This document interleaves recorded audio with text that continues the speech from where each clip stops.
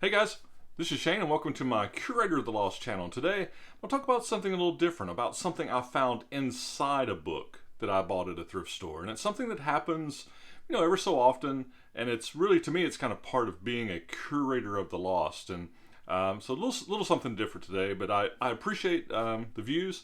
I look forward to maybe stories or things that you found and on this similar topic, and as always, subscribe, and we'll keep doing this and see what happens. So let's jump right in. So I just found this book like 2 weeks ago. I was getting ready to list it. This like 1940s edition Webster's Dictionary, and these things sell pretty good. I got this one for $1 at my local Salvation Army.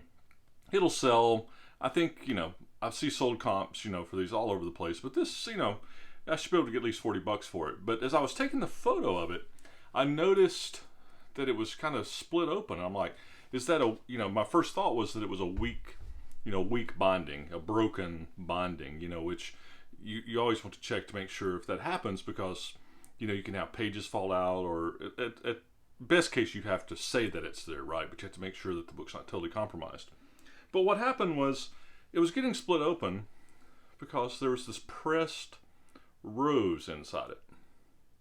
And my grandmother used to do this kind of stuff, press flowers inside a heavy book or a Bible.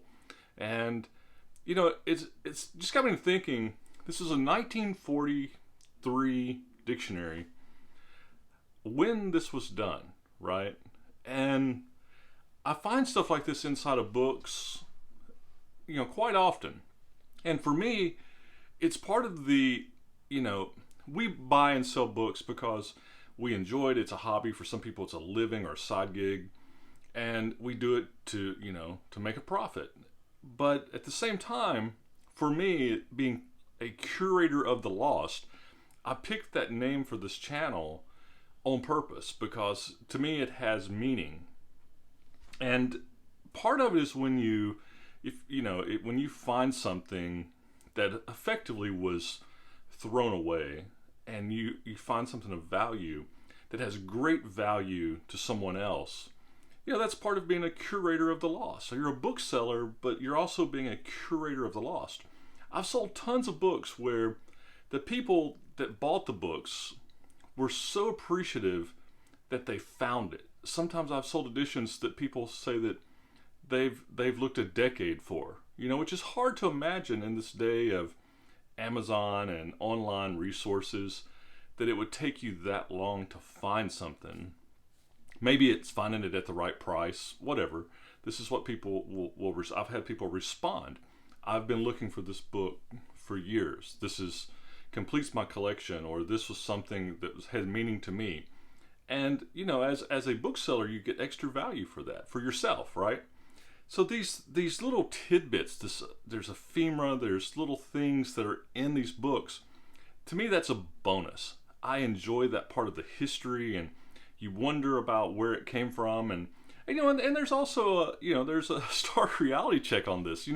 If you go into an estate sale, it amazes me sometimes. You go in, and family photo albums will just be scattered on the floor, or people walking on them, and the sad thing is that at some point, stuff is stuff. We all enjoy stuff, but stuff is stuff, and it will happen to us and our stuff too. There's, at some point it won't matter, even though we enjoy it now. It won't matter, right? But to me, you have a little bit of appreciation, or just respect, right, in the selling. And some other things that I find, I'll just share them with you. Like, here's a book, King's Highway. I've had it at my eBay store now. It hadn't sold yet. I find this sometimes in books where this particular person, they went on the King's Highway. They had photographs. They took notes, newspaper articles from their journeys. And I find that these things, programs, things that they saw on this trip, a purist might say they don't like this because it's it's not a pristine book. But to me, it's an extra layer of history, right? So somebody wants this book for the history of the King's Highway, this military highway. I think this is, it's like Texas, it's the old Spanish Trail type thing. for somebody that likes that history, that's one layer, just the book. But then this person that owned this book 50 years ago that went on this and have their notes, it's an extra layer of history. That's a bonus. All right. In the case of like finding stuff in books, like this rose, here's some other examples. And all right, call it, I guess I'm sentimental. I don't know these people. I don't know anything about this, but I just couldn't throw this stuff in the trash, right? Here's just some things I found. This was kind of funny. This was from 1954. And it was a state of nervousness backseat driver's license made out to this person.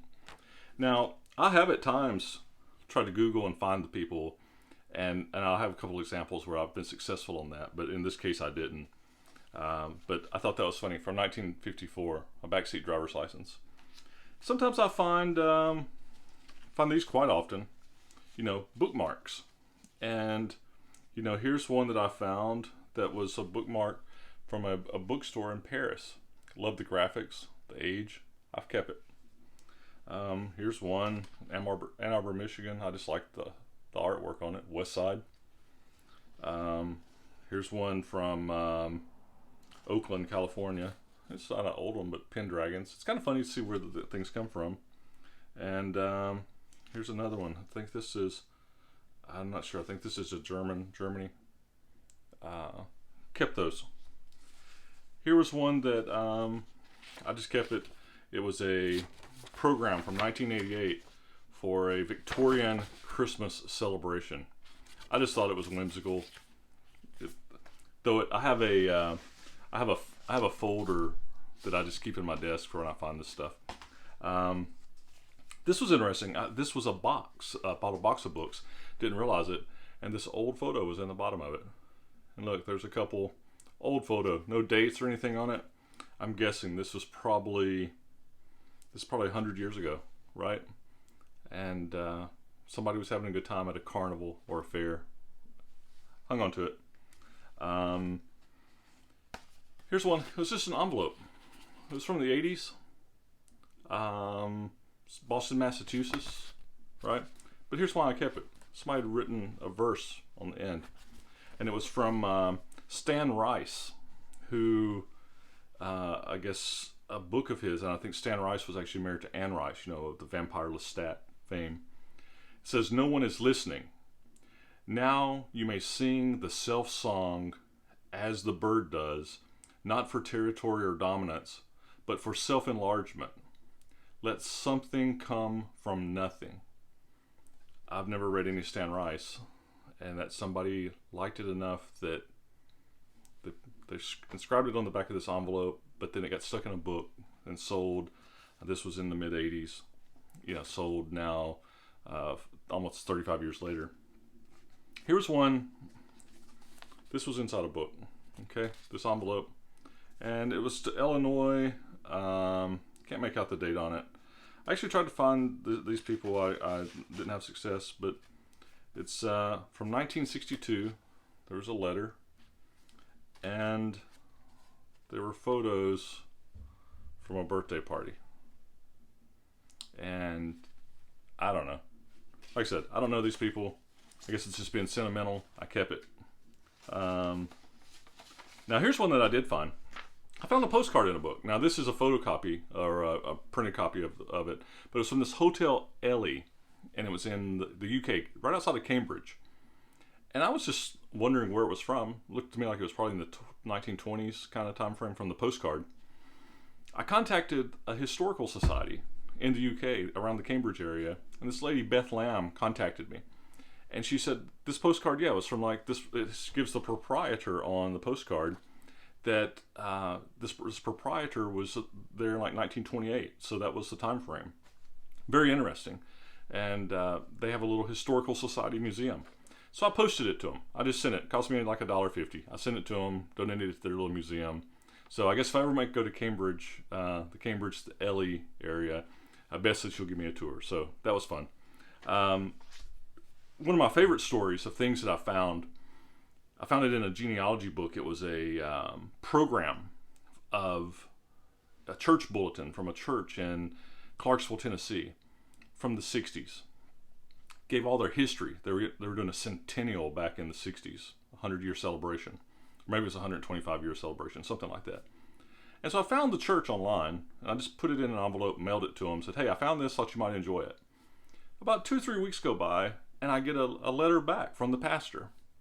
And it said they were getting ready for their next, half-century celebration, and they had had a fire in their records room a decade earlier, and it had destroyed all their records. So this program from their centennial celebration in the 60s had all their deacons and their lead pastors, their history was in it, and all that was lost.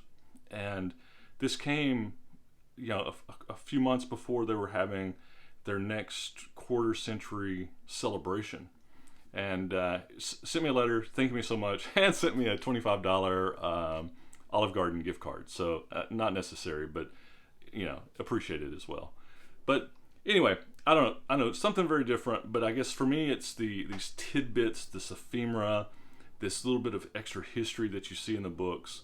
Call me a softie. At some point I guess it'll be on the floor of my house when I'm gone, and some other person coming through trying to find buy my books to sell on whatever's online at that time. But anyway, I found this rose. I thought it just made me think about it. I hadn't shared this kind of thing with you before, so I just thought I would. Hope you enjoyed it, and I look forward to, if you have similar experiences. And, again, to me, it's a bookseller. We're trying to find cool books and sell them for profit, but it's about being a curator of the lost. And that's what we all are. We're finding lost stuff, and we're finding it in new homes. We make a profit or maybe make our living off this, but we got a little something extra from it. And that's kind of cool. So anyway, hope you have a good day, and thanks for viewing. I look forward to your comments, and again, subscribe. We'll keep doing it. Thanks. Bye.